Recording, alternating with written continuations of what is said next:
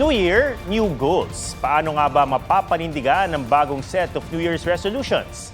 Ang Tip Talk sa report ni Von Aquino.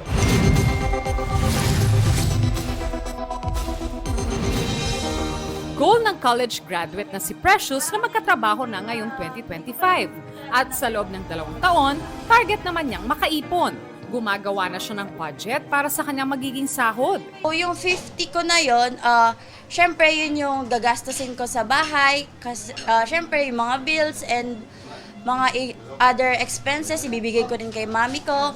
Tapos yung 30% sa savings ko and yung 20% naman yon para sa sarili kong mga gusto sa buhay.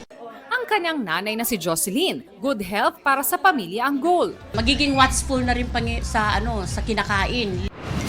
Ang mapaunlad ang negosyo naman ang goal ni Albert. Dapat tutukan talaga kasi minsan may mga bagay-bagay na yun nga, pag di mo siya napopokusan, parang nawawala.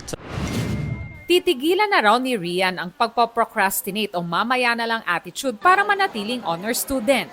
Pag sinasabi ko po kasi yung mamaya na yan, doon na po ako nawawalan ng gana to point na tatama rin na po ako.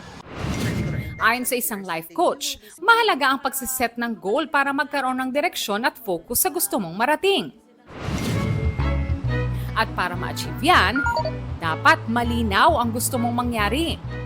Ano ba yung outcome that we wanted to accomplish? Kasi if we have so many things at hand na ito gusto ko to, I wanted to do this, I wanted to do that, and you are not being clear on what you should focus on, then you will not be having a particular outcome.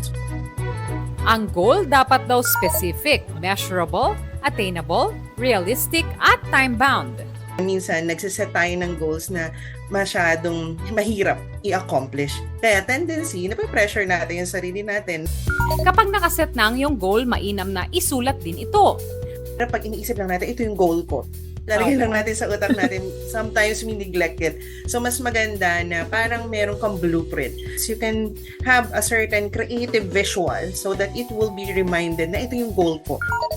At kapag sinimulan na ang pag-achieve sa iyong goal, gumawa ng routine, maging consistent, at i-track ang iyong progress.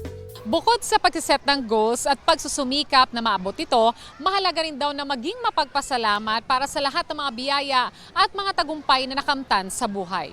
Von Aquino nagbabalita para sa GMA Integrated News. Huwag magpahuli sa mga balitang dapat niyong malaman.